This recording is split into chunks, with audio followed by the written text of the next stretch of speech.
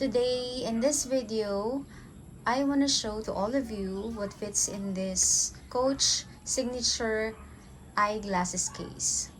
So first, let us take a look at the structure. So this one looks really spacious. Structure din siya. Ayan. On the sides. At the back. And it has this hook. So you can hook this on your bag or purse. The only downside is that wala siyang protection inside. Ang function lang talaga nito is to serve as a case. When it comes to protection, I don't think that magiging well protected yung shades nyo dito. Depende na lang din kung paano nyo to ilalagay sa bag ninyo. I suggest na i-hook na lang to outside your bag. I have this 4 shades are for men and this are for women. So, para makita natin kung magkakasya siya dito, lalo-lalo na yung for men. Of course, no doubt magkakasya yung for women. It's because of the size.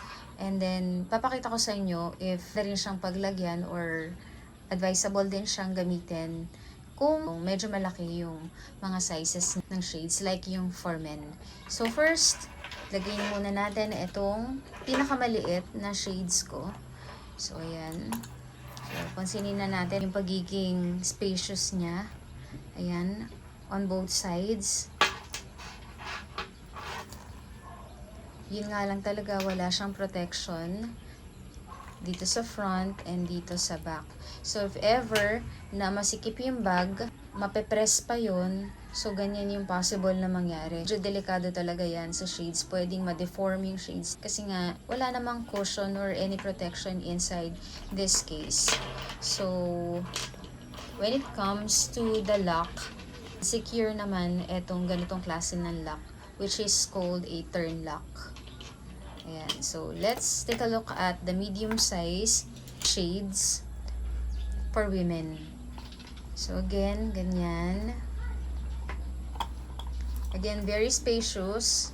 Pero kung mapapansin niyo, kung ipepress natin to, ayan, malambot lang din talaga yung case. Although structured siya, nakikita nyo na sumusunod talaga.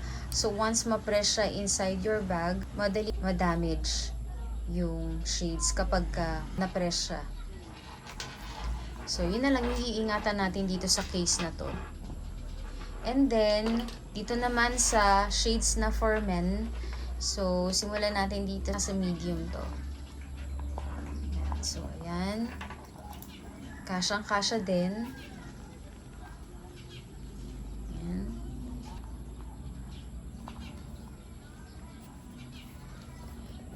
I think talagang ang downside lang dito is walang protection.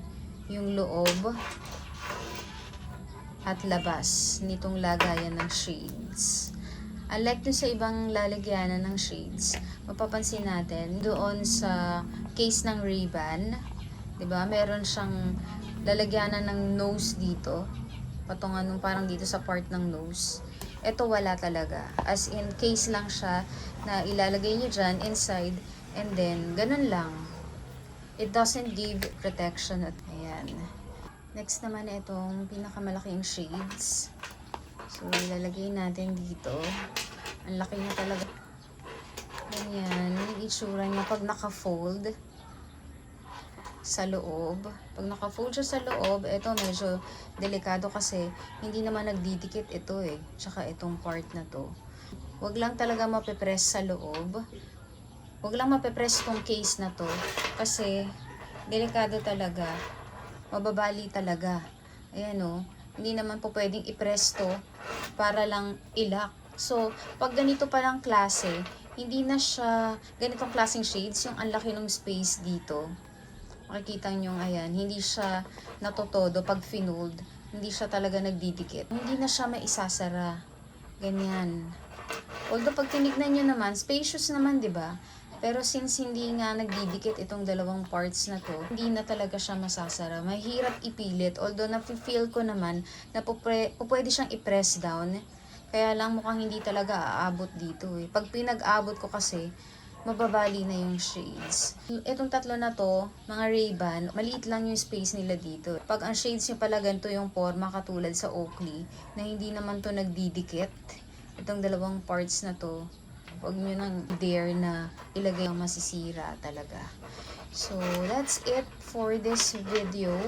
So, sana nakapag-share ako ng information about this Signature Coach eyeglasses.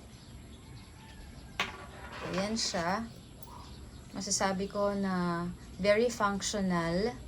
Kasi like, gamitin ko kasi to, syempre para paglagyan ng eyeglasses. And then, isang purpose din is para hindi ko na papasok pa sa loob ng bag. Mas maganda yung accessible na lang. Dahil dito sa hook na to, ilagay na lang siya sa labas ng bag. Dun sa rim ng bag, pwedeng i-hook to. Tapos, ayun na, very accessible na.